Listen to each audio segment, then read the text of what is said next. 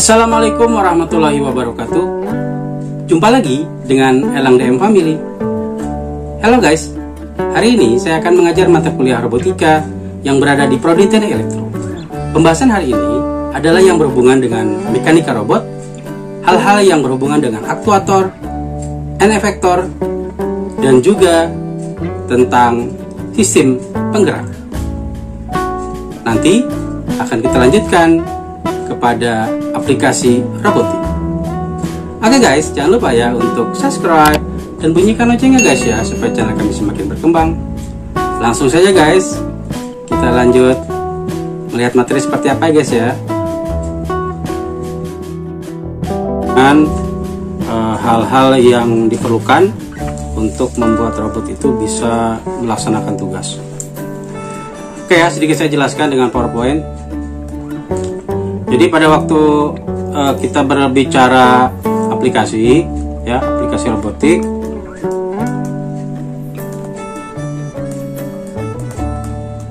ya.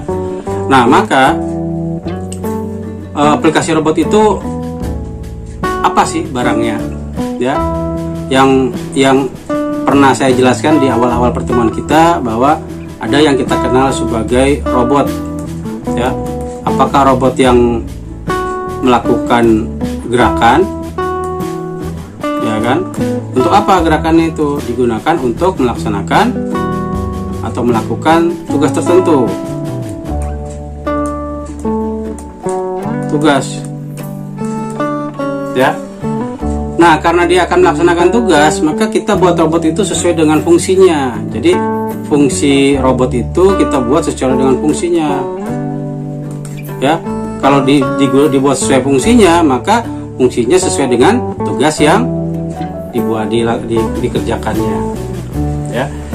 Nah, pembahasan robotnya itu nanti melebar ya, bisa kemana-mana sebetulnya. Tapi pada kasus tertentu maka kita bisa berbicara robot industri, ya. Kemudian kita bisa berbicara robot terbang, ya.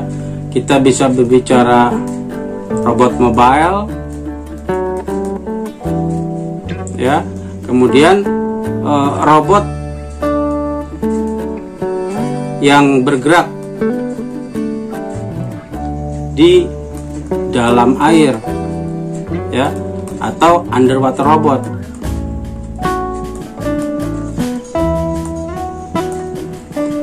Nah, kriterianya tentu saja mungkin masih banyak lagi ya, tapi saya jelaskan sedikit saja dulu, ya. Robot industri yang sering saya perlihatkan di awal-awal pertemuan kita itu biasanya yang kita sebut sebagai arm robot, ya, atau arm manipulator.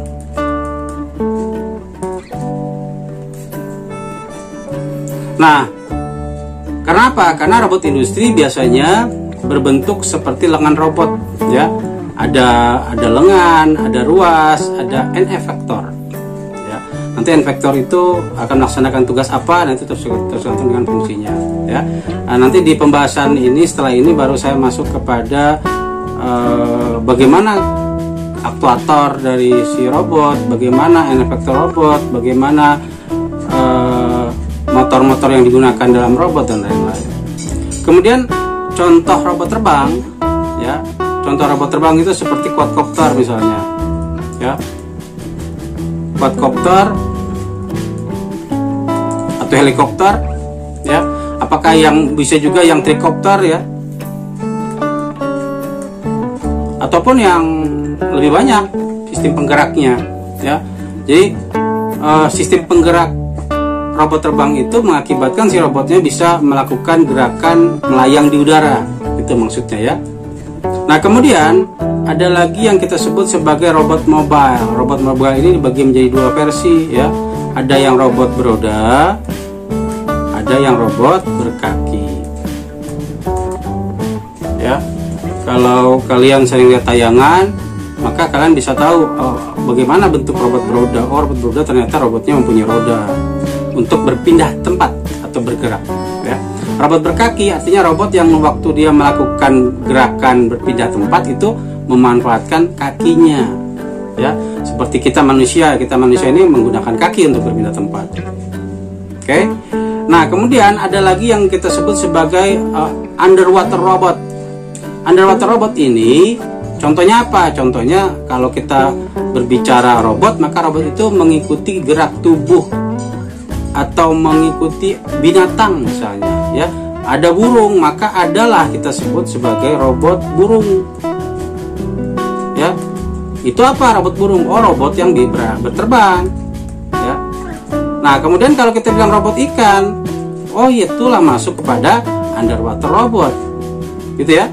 Jadi robot ikan. Jadi kalau kita berbicara robot ikan atau robot yang hidup dalam air, underwater robot, maka masuklah dalam kriteria robot apa?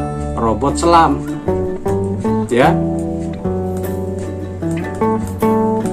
Nah, robot selam dimaksud, kita di lab pernah saya bimbing mahasiswa membuat robot selam, berhasil ya, untuk melakukan gerakan seperti halnya kapal selam, ya, seperti itu. Nah, nanti hal-hal ini kita bahas. Kemudian pada pemanfaatan selanjutnya, ya, mungkin saja kalau kita kemarin sudah melakukan atau menganalisis belajar pakai MATLAB berhubungan dengan robot lengan, ya, mungkin saja kita gabungkan robot lengan dengan apa? Dengan robot mobile. Bukan mobil ya, tapi mobile. Robot mobile itu robot yang bergerak, berpindah tempat, ya.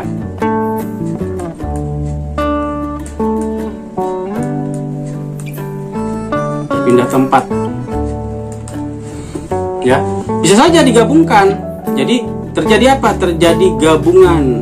Jadi dikombinasikan, gitu ya, antara robot lengan dan robot mobile. Jadinya seperti apa? Jadinya adalah robot mobile yang bisa mengambil sesuatu. Misalnya apa? Misalnya robot pendeteksi ranjau misalnya, ya. Jadi ada orang merancang robot beroda misalnya, ya kan? Kemudian di sini dipasang apa? Dipasang efektor. Untuk apa? Untuk mendeteksi ranjau misalnya. Ya, jadi misalnya sini saya kasih ilustrasi robot pendeteksi ranjau. Nah, karena dia mendeteksi ranjau, berarti tidak cuma mendeteksi saja, maka dia juga akan mengambil ranjau tersebut untuk diamankan, misalnya seperti itu. Ya. Nah, kasus yang lain, kalau kita berbicara aplikasi, tentu saja aplikasinya itu sangat luas atau sangat banyak. Nah, contohnya ya, nanti pada pertemuan-pertemuan kita selanjutnya selalu saya sisipi dengan informasi robot, ya, ilustrasi video dan lain-lain. Oke ya. Nah, untuk buat robot, nah kalau tadi kita berbicara ada lengan robot, ada aplikasi. Nah, apa sih yang kita perlukan untuk membuat aplikasi robot? Ya, kita perlu hardware dan software.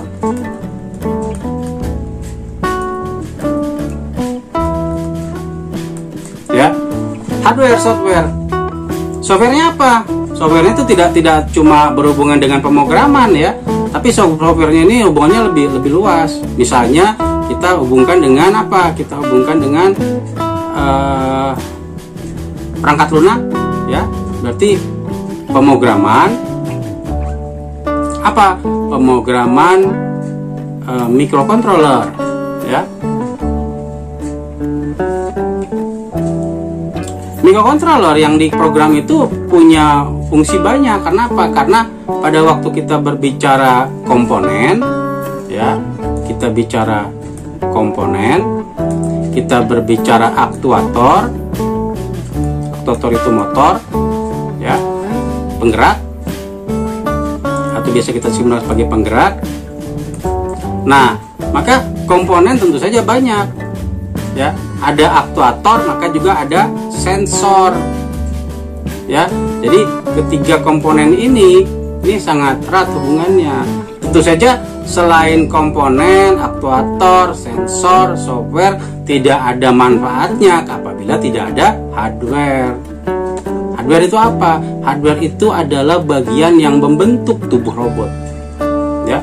Jadi kalau saya punya komponen, saya punya sensor, saya punya motor, ya, saya punya driver, saya punya driver tegangan, saya punya driver sensor, tidak ada masalah, tidak ada gunanya apabila tidak ada hardware. Maka hardware ini sangat penting. Karena apa? Nanti pada waktu kita mau buat robotnya bentuk fisiknya kayak apa. Jadi bentuk fisik itu juga hal yang penting, ya, untuk kita ketahui. Nah, oleh karena itu saya mulakan, ya, aplikasi robot dengan persoalan hardware. Ya, apa yang akan kita bicarakan di persoalan hardware ini? Yang akan kita bicarakan adalah yang berhubungan dengan mekanikanya, ya, atau kinematikanya misalnya.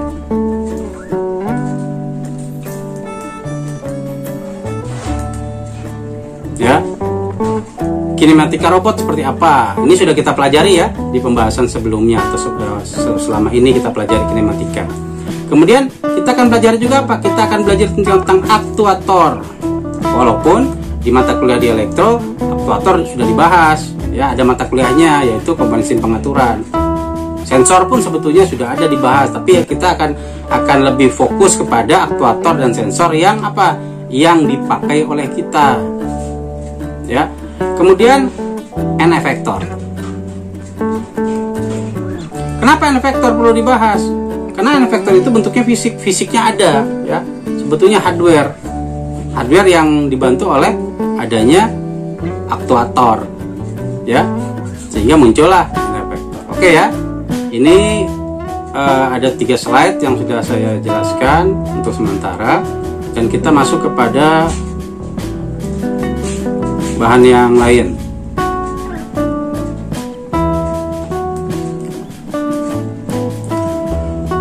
Nah,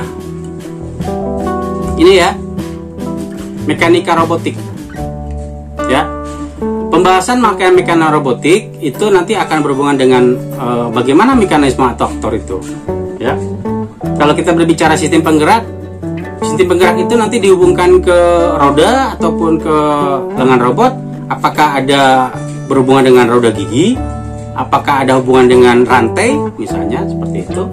Dan yang terakhir adalah yang berhubungan dengan N-efektor. Karena N-efektor ini adalah bagian vital. Pada waktu lengan robot sudah dibuat, maka N-efektor itu sangat berpengaruh untuk apa sih robot itu akan dibuat, akan digunakan.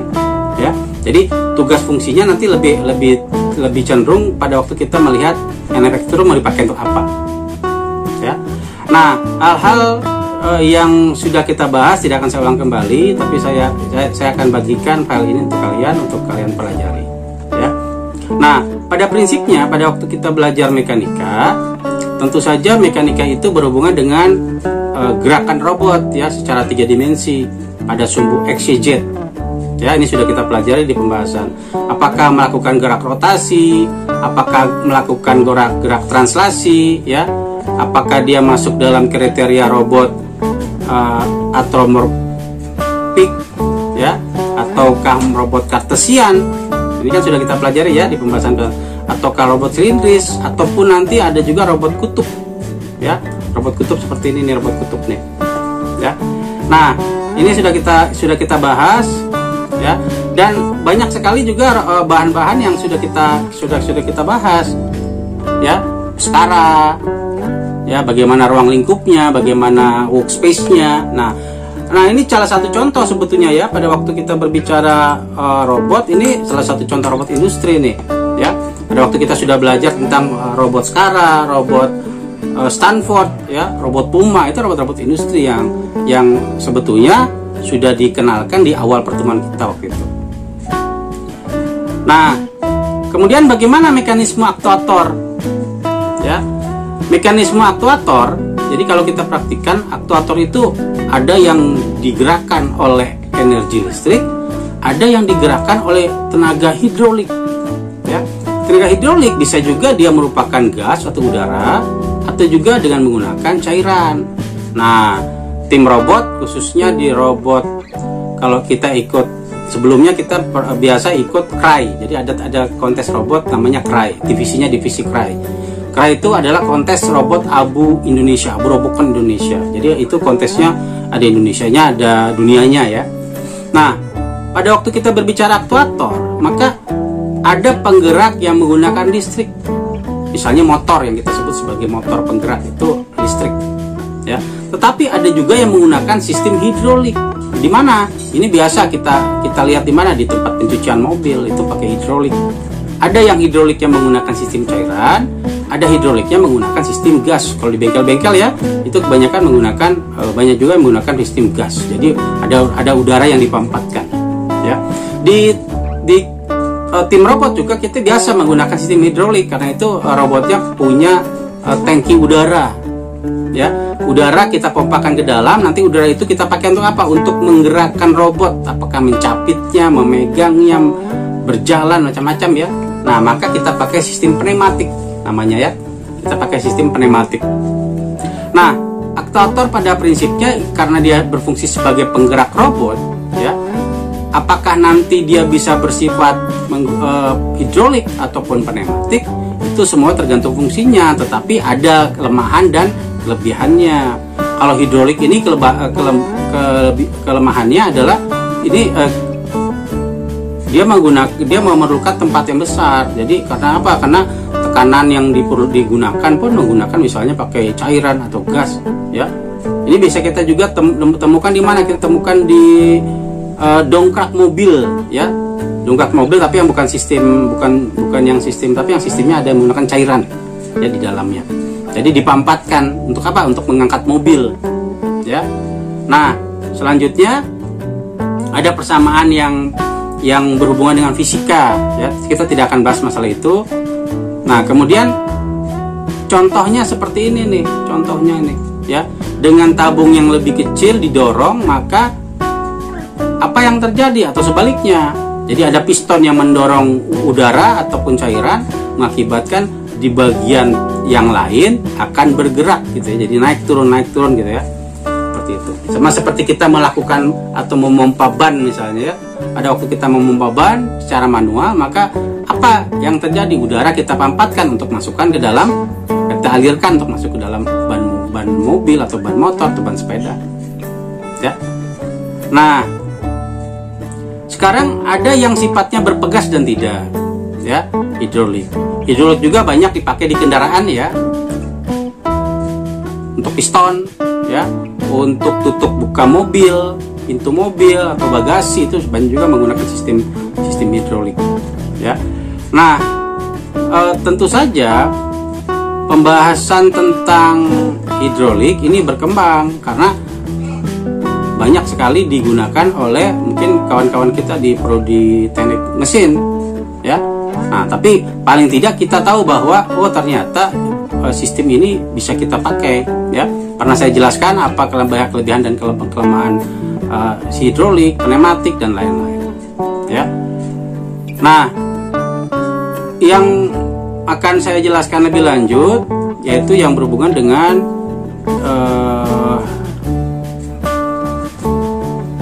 apa sih kelemahannya. Jadi kalau sistem hidrolik pada waktu kita katakan oh secara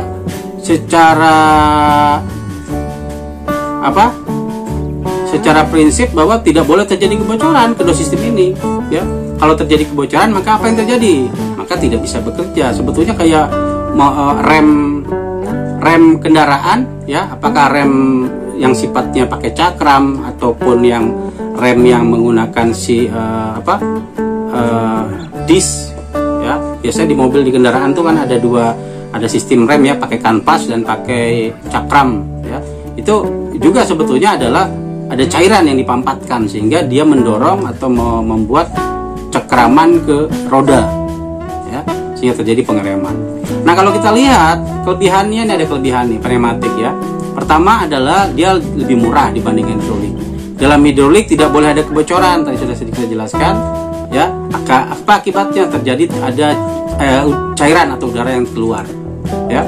Sedangkan kalau pada pneumatik kebocoran itu relatif tidak masalah ya. Nah, tapi dia memiliki pneumatik memiliki respon yang lebih cepat dibandingkan hidrolik. Jadi kalau kita menggunakannya ini sebetulnya berhubungan dengan kemampuan ya. Kalau hidrolik banyak dipakai sebetulnya kayak robot-robot ya. Robot-robot industri juga banyak menggunakan sistem hidrolik ya. Jadi tidak semuanya menggunakan elektris ya, dengan menggunakan sistem pemampatan udara atau cairan. Nah, pada waktu kita berbicara motor listrik yang kita pakai di robot, maka motor listrik itu banyak sekali tipenya. Berhubungan dengan apa? Berhubungan dengan dayanya, berhubungan dengan torsinya, kemampuan dia mengangkat beban, karena nanti motor yang digunakan itu akan mengangkat beban. Apa bebannya? Bebannya itu bisa robotnya, bebannya itu bisa komponennya keseluruhan, dan bebannya itu bisa juga benda yang diangkat oleh si robot tersebut. Tidak cuma lengannya kan misalnya terbuat dari logam, nah itu mempunyai berat tersendiri atau massa. Karena itu kalau kita berbicara motor nanti hubungannya dengan dinamik ya, dinamik robotik. Nah, hal sederhana yang bisa kita lakukan untuk melakukan pengukuran putar motor atau kekuatan torsi motor ini, kita bisa pakai sistem ini nih ya. Misalnya pada waktu ada beban ada sekitar sekian kilo, kita buat dipasang di sub motor tersebut, bisa nggak motornya itu berputar dengan lebih cepat ataupun lebih lambat? Jadi mungkin jadi lebih lambat ya. Bagaimana kalau lingkarannya diperbesar, bagaimana kalau lingkarannya diperkecil? Nah, seperti itu sebetulnya bisa diperhitungkan di mana, di fisika ya. Jadi gaya yang timbulkan seperti apa ya. Nah, kemudian pada waktu kita berbicara torsi ya terhadap beban, nanti ada hubungannya dengan RPM ya. Karena kalau kita beli motor biasanya nanti ada spesifikasi motor tersebut, berapa RPM-nya. RPM itu adalah berapa putaran dia, revolusi per menit misalnya, revolusi per menit RPM ya. Berapa dayanya, berapa torsinya. Jadi kalau kita berbicara daya, torsi, itu hubungannya dengan apa? Itu hubungannya dengan dinamik ya. Kalau kinematik yang kita pelajari kemarin itu cuma berbicara tentang bagaimana dia berpindah gitu ya. Kalau dia berputar, berapa besar dia berputar ya. Nah, sekarang kita lihat jenis motor listrik ya. Ini sekilas saja ya.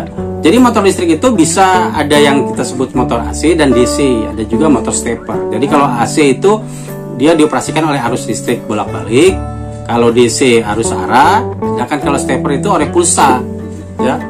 Jadi dia pulsa. Jadi ada istilah atau ada bagian di mana pada pembahasan sebelumnya saya sudah informasikan bahwa ada teknik mengendalikan kecepatan putar motor ya. Nanti saya ulang kembali ya masalah itu yang kita sebut sebagai PWM, pulse width modulation ya. Nah, pada waktu kita berbicara motor DC ini dalamnya ya ada yang kita sebut sebagai rotor dan stator ya. Kalau stator itu biasanya berhubungan dengan medan magnet dan dari yang disebabkan oleh koilnya ya. Sedangkan rotor itu adalah bagian yang berputar ya, sehingga muncullah armatur atau arus yang mengalir. Jadi kalau kita buka motor, apakah motor yang DC ya, biasanya kita sering lihat di mana dia kalau kita punya motor mainan Tamiya, ada motor DC ya, buka saja itu, dalamnya ada magnet ya, ada magnet permanen ya, kemudian ada lilitan ya. Nah, lanjutnya prinsipnya bahwa secara umum motor DC itu bergerak karena adanya rotor dan stator ya. Dia berhubungan dengan apa? Kutub magnet ya. Kalau prinsip magnet apa? Prinsip magnet adalah magnet sejenis akan tarik menarik, dan magnet yang sama ya, magnet sejenis akan tolak menolak, dan magnet yang berlawanan akan tarik menarik. Misalnya ada utara dan utara, selatan dengan selatan, itu tolak menolak. Tapi kalau utara dengan selatan, tarik menarik. Nah, prinsip magnet yang berada di motor DC inilah yang mengakibatkan motornya bisa berputar ya. Nah, ini sifatnya rotation ya. Tapi ada ya, kalau kalian pernah melihat kereta api cepat misalnya ya.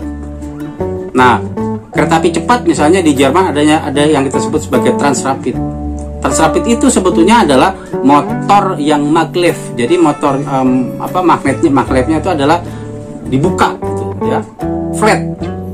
Jadi yang satu kutub ya, yang jadi kalau dia ngerem itu dia kutubnya kutub berlawanan. Kalau dia bergerak itu kutubnya apa? Itu kutub yang sejenis gitu ya. Nah, tapi dibuat bukan pakai magnet permanen ya, tapi pakai magnet listrik ya. Itu maglev. Nah, kemudian silakan dipelajari tentang bermacam-macam motor ya, bermacam-macam motor. Tentu saja pada waktu kita berbicara magnet, tentu saja ada yang pakai motor magnet permanen misalnya, yang sering kita lihat di main-mainan anak-anak itu magnet permanen ya. Ada motor dengan lilitan seri ya kan, ada juga yang lilitan permanen ya, nanti bisa dilihat. Nah, kemudian ada yang double kombinasi ya, ada seri dan permanen seperti ini ya. Kemudian ada motor stepper. Nah, motor stepper itu biasa digunakan apa? Untuk presisian suatu gerakan atau rotation ya, maka digunakanlah motor stepper ya. Kalau kita lihat dari garis ini ada grafiknya antara torsi dan kecepatan, maka semakin torsinya rendah maka kecepatannya jadi semakin tinggi, semakin kecepatannya rendah maka torsinya jadi semakin tinggi, seperti itu ya. Itu grafik ya. Nah, karena tadi saya informasikan bahwa dia digerakkan oleh pulsa-pulsa, nah maka motor stepper bisa melakukan gerakan seperti itu. Jadi dikasih pulsa ya, pulsa skin otak ya. Oke. Nah, sekarang komponen sistem penggerak. Komponen sistem penggerak ini hal-hal yang sebetulnya di teknik elektro kita tidak pelajari. Jadi ini sebetulnya bonus untuk kalian. Saya sedikit menjelaskan tentang roda gigi ya, gearbox. Gearbox pada prinsipnya bisa dibeli langsung ya, atau mungkin kita rancang. Kalau rancang maka kita perlu mesin CNC ya, mesin CNC. Jadi mesin yang bisa untuk membuat motor, membuat gigi ini secara manual. Biasanya adanya di bengkel-bengkel ya, mesin CNC ya. Nah, pada waktu kita berbicara roda gigi, tentu saja ada yang kita sebut sebagai pinion, spur, dan pinion. Nah, sekarang kalau kita lihat ya, mana spur, mana pinion. Nah, kalau pinion itu penggerak pendamping, sedangkan kalau spur wheels itu adalah gigi pemacu. Jadi roda gigi pemacu. Ya, jadi kalau di sini mungkin gambarnya kurang jelas ya. Tapi nanti ada bagian yang lebih nampak ya. Nanti saya perlihatkan yang berwarna saja. Ya. Nah, kemudian bentuk giginya itu macam-macam, dan rasio-rasionya itu mengakibatkan apa? Mengakibatkan arah gerakan putarnya jadi bisa terbalik, gerakan putarnya jadi bisa lebih lambat, gerakan putarnya jadi bisa lebih cepat. Nah, itu disebabkan oleh apa? Disebabkan oleh rasio-rasio gigi yang digunakan. Ya. Nah, ini ada teknik perhitungannya sehingga muncul dengan pengaturan jumlah gigi ya. Maka apa yang terjadi? RPM-nya bisa diatur oleh kita, mau berapa kecepatannya ya. Kalau putaran motor kecepatannya stabil tapi bukan putaran motor yang kita atur, tapi bermain mana? Bermain di giginya. Jadi giginya itu bisa mengakibatkan putarannya jadi lebih lambat ya. Sama halnya kita punya sepeda, kita pakai motor ya, motor yang masih pakai rantai ya, itu bisa kita lihat tuh ya, penggeraknya roda motornya gearnya kecil ya, tapi yang terpasang di roda lebih besar. Atau sebaliknya, kalau kita pakai sepeda, yang kita goseh itu giginya itu lebih besar, sedangkan yang ditempel di roda itu rantainya giginya lebih kecil ya. Bisa diatur, apalagi sepeda balap ya, kayak sepeda balap, sehingga kita bisa mengayuh sepeda pada tanjakan dengan enteng. Karena apa? Permainan gigi. Ya, seperti itu. Nah, ini ya jenis-jenis penggerak roda gigi. Jadi kalau kalian perhatikan, ya, ini yang tadi saya sedikit abaikan dulu karena tadi bilang ada yang berwarna. Jadi ini yang kita sebut sebagai spurs. Ini bentuk ini ya, spurs. Jadi kalau kita buka mesin, blok mesin itu gearbox ini banyak sekali kelihatan ya. Ini spurs, ini bentuk yang spurs yang pertama nih, ya. Nah, ini yang worms itu adalah, lihat ya di sampingnya ini, ya. Biasa ada di kipas angin nih, ya. Kipas angin yang bisa bergerak. Ini ya, di bagian belakangnya itu ada bagian ini nih yang mengakibatkan dia putarannya bisa bergerak kiri dan kanan.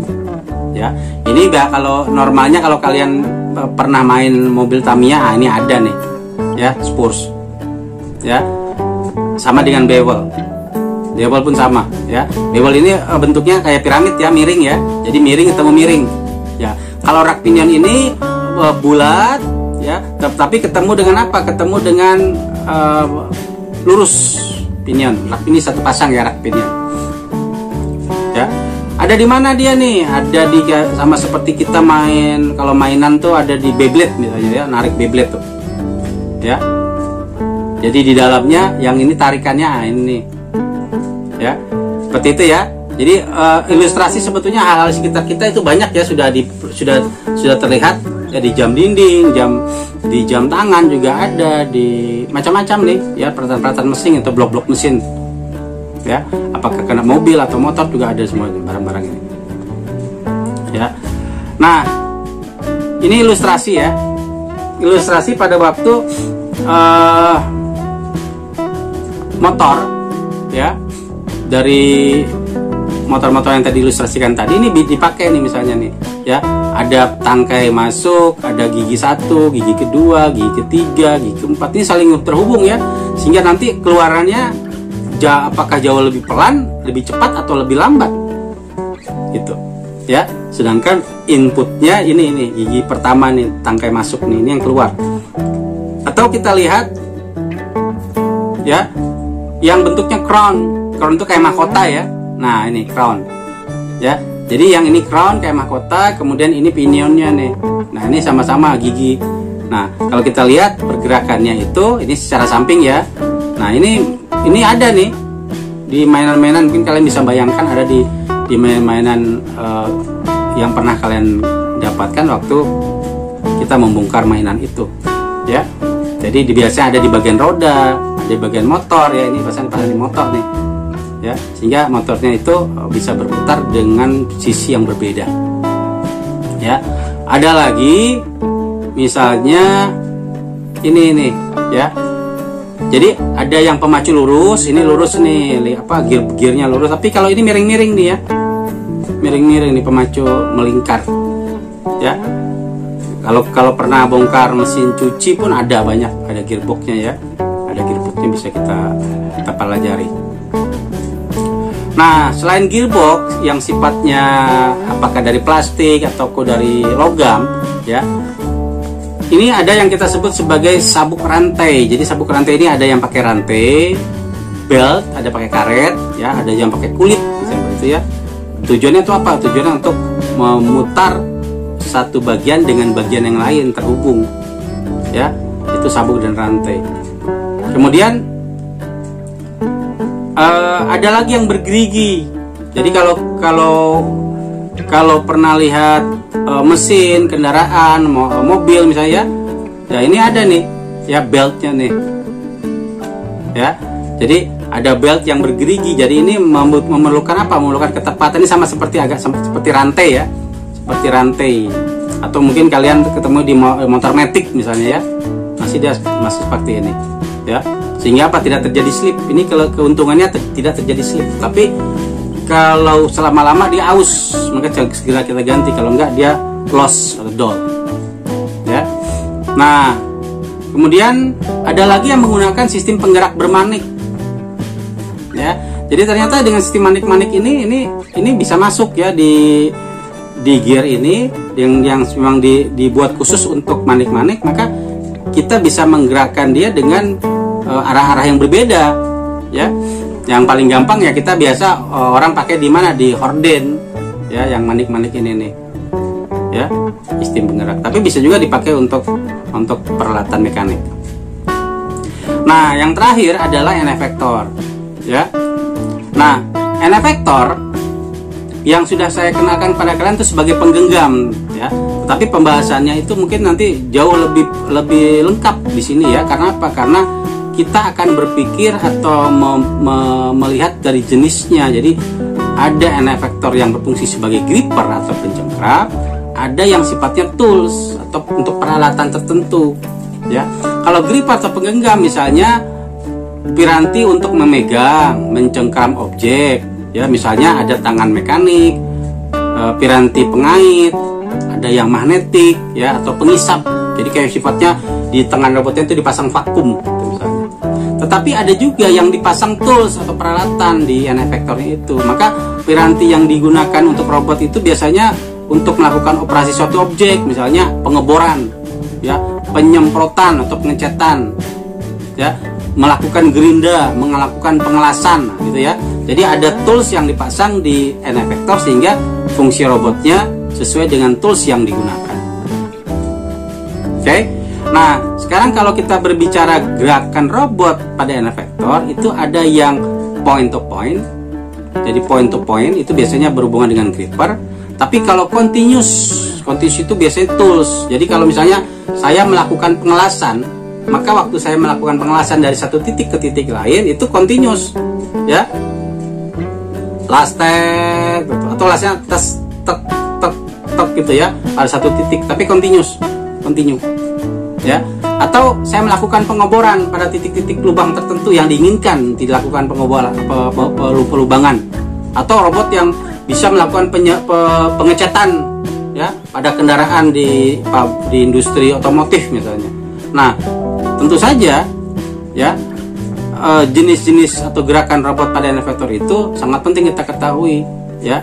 Jadi ada yang point to point untuk gripper, ada yang continuous pad, ya. Jadi sistemnya itu, ya, sistem kendali gripper joint point to point dan juga untuk continuous. Nah, jenisnya secara jenis maka ada yang kita sebut sebagai kontak, ya. Jadi robot melakukan aktivitas terhadap suatu objek tertentu, misalnya melakukan pengelasan, melakukan pemotongan, pengeboran, itu kontak atau jig, ya.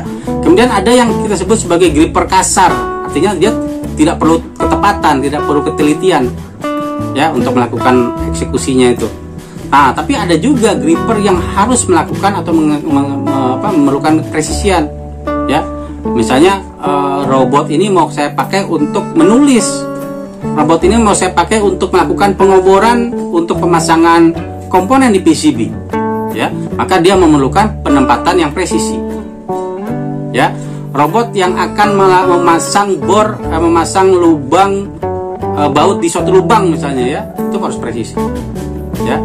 Nah, kemudian jenis gripper yang lain adalah yang untuk perakitan, jadi posisi yang akurat dan umpan balik sensor yang memungkinkan robot memantau dan memperoleh gerakan yang dilakukan. Nah, ini biasanya ini lebih kepada sistem kendali nih, yang nomor 4 nih, ya, di perakitan. Jadi pada robot itu tidak cuma dilakukan penghitungan, tapi robot akan cerdas. Dengan adanya bantuan sensor, maka robot bisa memperbaiki, ya, gerakan-gerakan dia.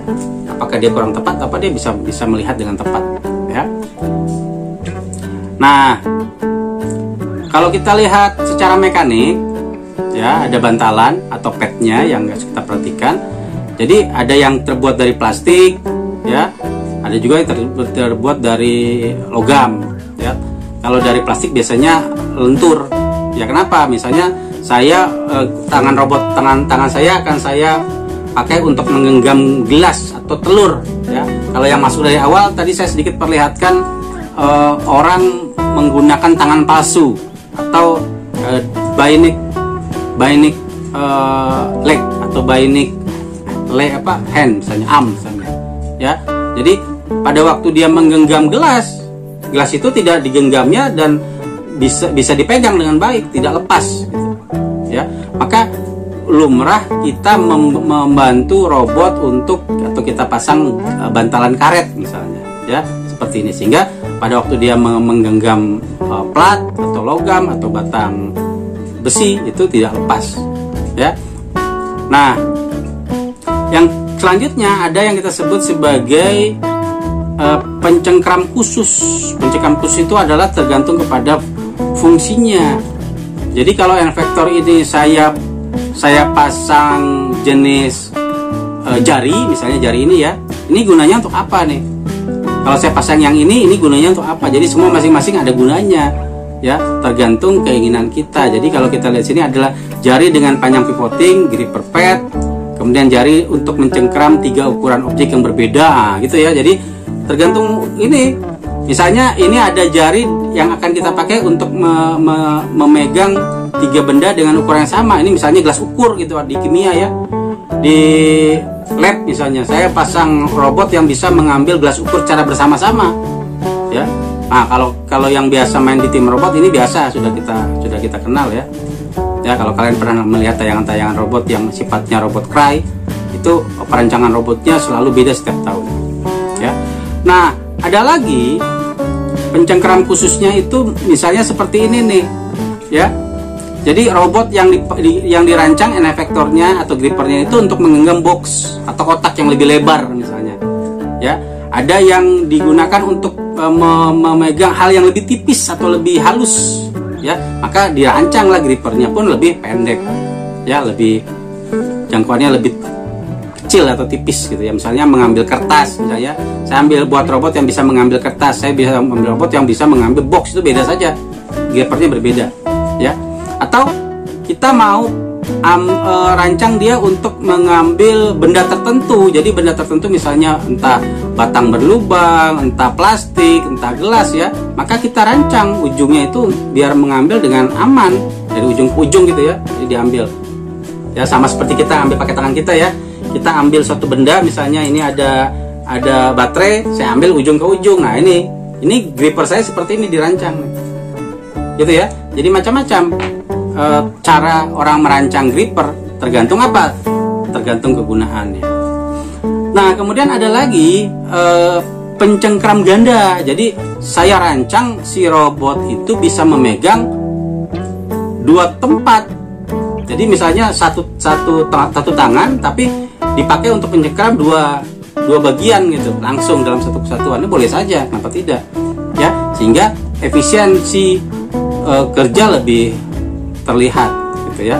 Misalnya robot yang ingin mengambil botol misalnya nih.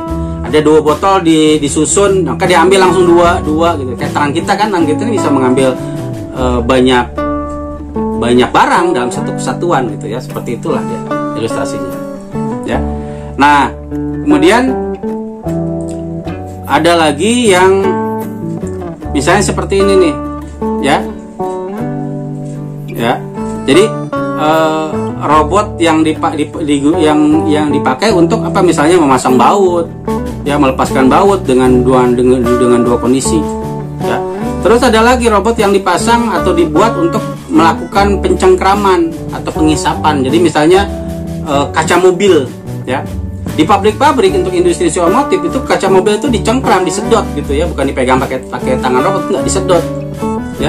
Dengan daya hisap atau steam vakum, maka kaca itu disedot, nempel ya, kemudian akan bisa dipasang di bagian yang apakah untuk kaca depan atau kaca belakang, ini bisa digunakan pencengkram hisap, ya. Nah, ini ada rumusnya ya untuk menghitungnya, tergantung. Nah, ini kompetisi saya pernah melihat kompetisi robot Indonesia, ada yang merancang pertandingan mengangkat balok, tapi mereka merancang dengan cara hisap, ya, pakai steam vakum, ya. Prinsipnya hampir sama seperti vacuum cleaner lah, ya. Vacuum cleaner itu kan kalau kita dipakai untuk membersihkan kotoran, tapi kalau kita iseng gitu, kita dekat tangan kita terisap itu. Jadi kenapa? Dia punya daya kemampuan untuk menyedot, ya. Nah, kemudian ada lagi yang digunakan untuk misalnya kecepatan operasi, ya. dipasang magnetik, ya kan, dipasang peralatan tertentu, kemudian dipasang magnet, misalnya di bawah sini ya, ada yang dipasang magnet, ya, dipasang magnet. Untuk apa sih magnet? Dipakai untuk mengangkat benda, ya. Jadi dia tidak perlu memegang, tapi dia dengan sistem magnetik, logam tersebut atau benda tersebut bisa terangkat, ya. Nah, sama seperti apa? Sama seperti misalnya di pabrik-pabrik, bukan pabrik ya, mungkin tempat-tempat pembuangan sampah, ya, sampah kendaraan. Ya, kalau di luar negeri itu kendaraan itu diangkatnya dengan cara magnetik, ya, tidak tidak pakai sistem ikat atau apa, tapi ada sistem magnetik, ya. Nah, kemudian ada lagi end effector atau grippernya itu dihubungkan dengan scoop atau mangkok gitu ya.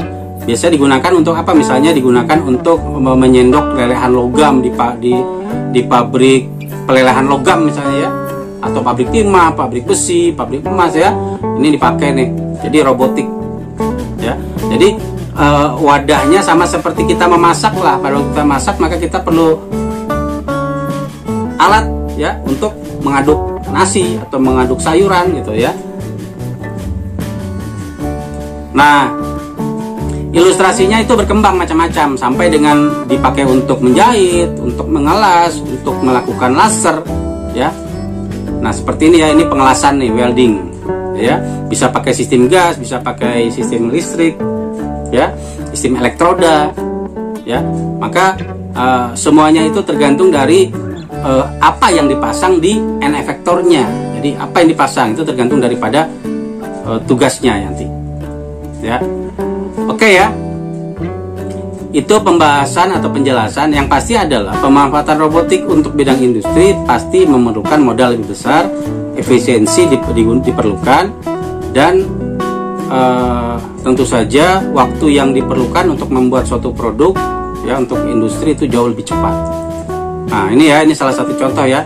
Jadi robotnya tetap robot yang sama ya, tetapi end effectornya macam-macam tugas-tugasnya ya, toolsnya ada yang untuk mengecat, ada yang untuk mengelas, ada yang untuk mengebor gitu ya. Jadi tinggal dipasang saja oleh kita fungsinya ya. Oke ya, itu pembahasan kita di mekanika robotika. Minggu depan ya kita akan masuk kepada aplikasi. Jadi sebetulnya sudah saya siapkan ya, tapi nanti kita masuknya, kita bahasnya minggu depan. Sedikit saya beri gambaran saja ya. Di aplikasi. Ya. Ya. Kalau kita belajar aplikasi, maka keseluruhan ini, 4 komponen ini tidak lepas ya. Jadi ada mekaniknya, ada elektroniknya, ada komponen pengendalinya yang kita sebut sebagai microcontroller, dan tentu saja ada pemrogramannya. Ini 4 poin ini ya. 4 poin ini yang menjadi kata kunci kalau kita ingin membuat robot ya. Nah maka tentu saja karena ini ada di mata kuliah robotika, ada di semester terakhir, maka tentu saja wajib bagi kalian untuk memperdalam pengetahuan kalian tentang elektronikanya, tentang pemrogramannya, tentang sistem mikroprosesor atau sistem microcontrollernya, dan mekaniknya. Dan mekanik ini sejalan dengan bagaimana kita membayangkan robot yang akan kita rancang ya. Nah, goal utamanya apa di mata kuliah kita ini selain simulasi? Kalau kita belajar pemrograman yang kemarin pakai MATLAB itu mainnya di simulasi. Tapi kalau kita belajar aplikasi, ini adalah salah satu tujuan untuk menuju tugas akhir. Jadi kalian jangan tidak ada alasan, Pak saya tidak punya judul. Tapi kalau kita sudah belajar robot, paling tidak kalian terbuka wawasan kalian untuk berpikir bahwa salah satu bidang tugas akhir adalah robot bisa kita buat ya. Nah saya kira itu saja pertemuan kita hari ini ya. Terima kasih atas kehadirannya. Nah bagaimana guys penjelasan yang sudah dijelaskan di materi ini guys? Semoga bermanfaat guys ya. Kalau senang dan suka silahkan like, komen, dan share ke sosial media kalian. Dan jangan lupa untuk subscribe dan bunyikan loncengnya guys ya, supaya channel kami semakin berkembang. Saya tutup dengan ucapan Assalamualaikum warahmatullahi wabarakatuh. Jumpa lagi di konten kami yang lain. Terima kasih.